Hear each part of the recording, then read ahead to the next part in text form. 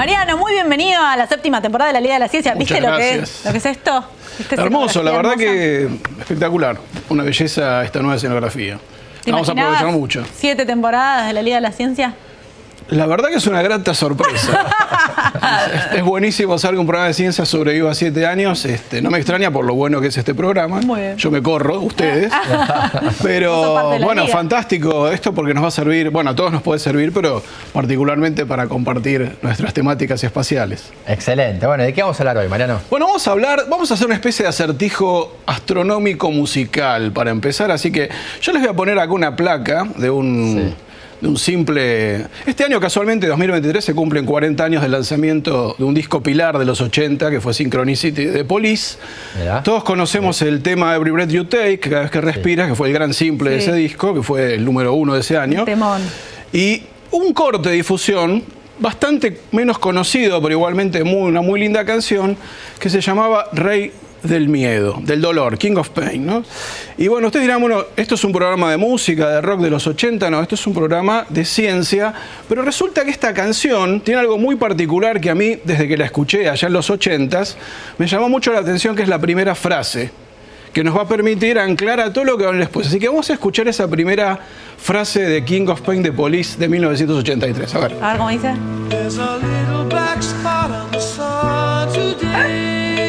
Ahí está. Me parece que ya sé por dónde va. Dice, hay una pequeña mancha negra en el sol. Hoy hay una pequeña mancha negra. There's a little black spot in the sun today. Claro. ¿No? ¿Qué habrá querido decir a Sting y compañía con eso? ¿No? Porque es raro decir hay una pequeña mancha negra en el sol. Es algo poco habitual.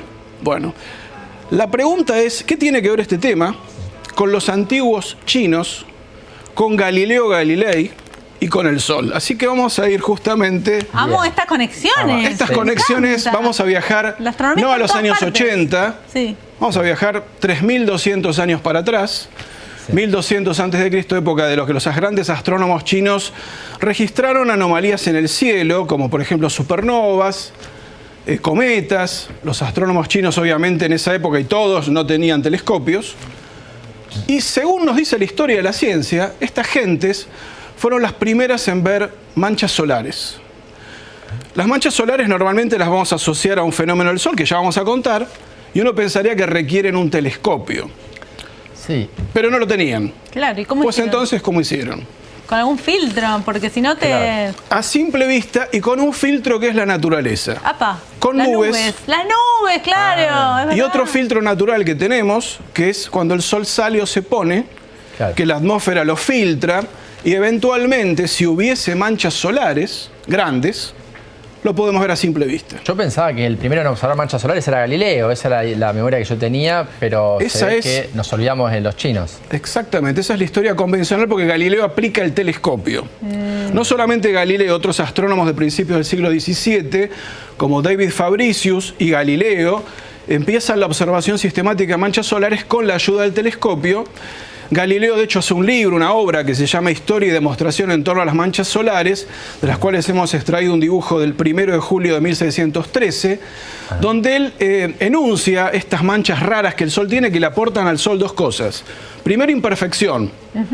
El Sol era entendido casi como una deidad inmaculada, y Galileo dice, no, Galileo y otros de antes, otros astrónomos como los chinos, dicen, el Sol está manchado, al igual que la Luna tiene agujeros, cráteres, el Sol está manchado. Pero además, y vamos a ver ahora una animación inmediatamente a continuación, el seguimiento que hace Galileo de las manchas solares le permite ver lo que estamos viendo. Que gira. Exactamente. El Sol gira. La rotación solar.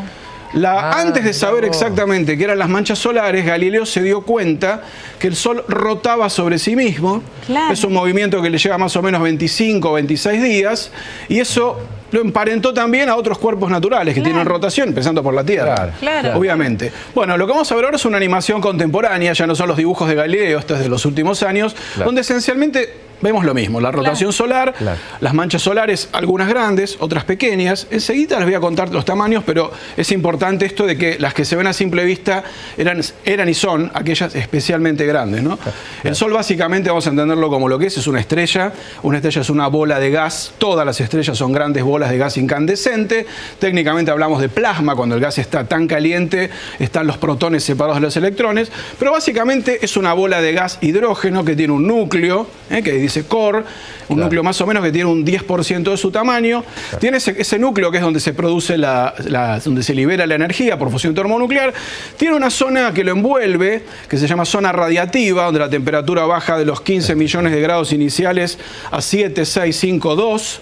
Y después una zona que es lo que más nos interesa, una zona convectiva, donde el gas sube caliente, se enfría y baja. Por eso es la convección todo el tiempo. Y justamente vamos a meternos ahí porque, como pueden ver, dice manchas solares en lo que sería la superficie solar, que se llama fotósfera, y ahí está un poquito la clave del asunto. Allá, ¿no? El Sol es una bola de gas caliente, de plasma, cargado eléctricamente, genera líneas de campo magnético muy intensas, que además se retuercen porque el Sol no gira todo parejo, sino que el Sol tiene algo que se llama rotación diferencial, que Galileo lo vio, gira más rápido en el ecuador que en zonas tropicales o polares. Por ejemplo, en la zona ecuatorial tarda 25 días, 26, y en las zonas polares 35. Eso hace que las líneas de campo magnético se retuerzan, afloran sobre la superficie, y ahí está la clave. Vamos a ver en la placa que viene. Allí donde las líneas de campo magnético afloran, que hacen como un rulo, se van a generar las manchas solares. ¿Por qué? Porque eso que yo les contaba antes de la subida y bajada de gases, la convección, suben gases calientes, se enfrían y bajan por diferencia de densidad, ahí donde las líneas afloran, ese mecanismo se atora. Se atora.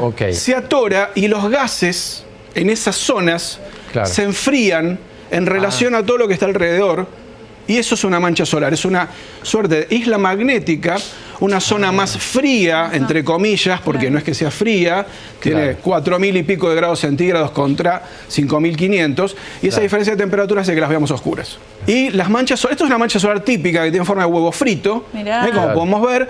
La zona central se llama umbra, que es la más fría, 4.000 grados, no es que sea fría, 3.500, 4.000 grados, y lo que sería la clara del huevo frito sería la penumbra, que es una zona ni tan fría como el centro, ni tan caliente como el resto de la superficie. ¿Esto es una imagen? Esto es una imagen de un supertelescopio solar.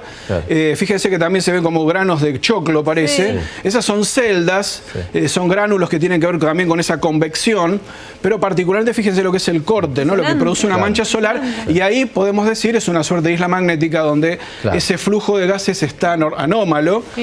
Y vamos a ver algo más. Esto es un primer plano. Una cosa, cada granito eso de maíz que dijiste de choclo. Miles de kilómetros. Claro, es una planeta cientos, miles de kilómetros. Claro, son planetas tierras enteros que entran ahí, ¿no? Una mancha solar como la que acabamos de ver, y esta particularmente, esta fue la más grande desde el año 1990. Esta se vio en el año 2014, hace 9 años.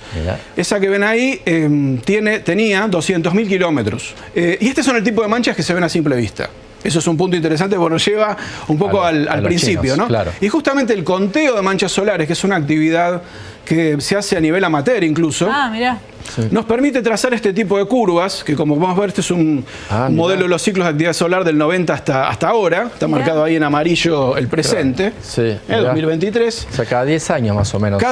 Son 11 años. Los picos de actividad solar en promedio se dan cada 11 años. A veces se han dado 9, a veces 13. A veces, cuando tomamos a lo largo de los siglos, ha habido grandes pozos que han traído, por ejemplo, lo que llamamos la pequeña edad de hielo en Europa. Yo solo leí en un libro muy bueno de un Mariano Rivas, que está vinculado al poblamiento vikingo en América. Bueno, más allá de estas curvas más o menos normales de máximos cada 11 años, hay cuestiones poco claras porque cada siglo la cosa es bastante más impredecible. Hay siglos seguidos donde la actividad es bastante alta, después se aplaca, pero podemos ir por término medio que cada 11 años más o menos tenemos un pico. Como ven, el pico del 90 fue superior al 2000, que fue superior al 2014, viene bajando. Con respecto a este ciclo actual es un misterio porque esto es lo que se proyectaba, un pico de actividad solar menor al anterior, y sin embargo, y esta es la novedad, de lo que es el año 2022 y lo que va a 2023, estamos viendo, a partir del conteo de manchas solares, que repito, cualquier aficionado a la astronomía puede hacer, y ahora para cerrar les voy a mostrar cómo, que el conteo está muy por encima de lo que esa curva predecía. Todo lo que nosotros hagamos en la Tierra, obviamente hay que cuidarlo, hay que regularlo,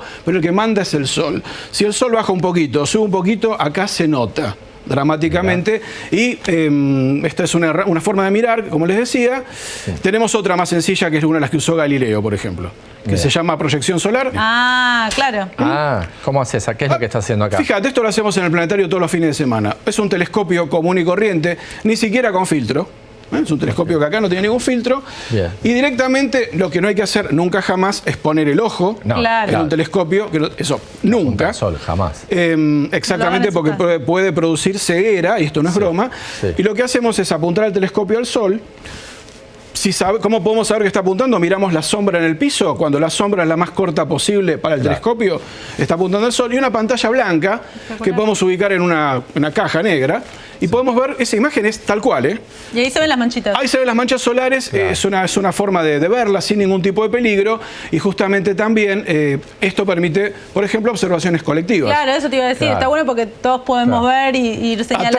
Atrás de esta foto había 20 o 30 personas mirando en tiempo real el Sol, y les contábamos ahí en el planetario que si vos ahí pones una cartulina y un lápiz, haces lo que hizo Galileo. De vuelta volvemos al principio de la historia. Haces tu registro. Obviamente, hoy en día todo el mundo saca la foto, que es más fácil. Y lo único que les quería mostrar con final es una foto. Una foto también que se puede sacar con telescopios sencillos. ¿Y sacaste vos ahora? Esta es de enero, sí, esta la sacamos en enero. Un día que, como ven, estaba particularmente cargado.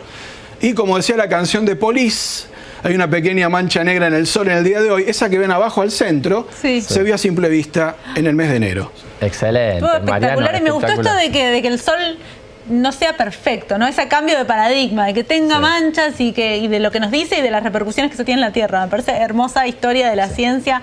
Gracias, Mariano, por hacernos ver el Sol, que a veces con toda esa luz no nos deja Aunque entender. no lo veamos, siempre está, y esa astronomía de día, que a veces uno cree que siempre la astronomía es de noche, hay astronomía de día. Astronomía de día. Y a mí también, Mariano, me encanta todos los puentes que haces con la cultura, con el romanticismo. La astronomía es muy romántica también, ¿no? Por supuesto, sí. Por supuesto. Bueno, muchísimas gracias, Mariano. Un placer, como siempre.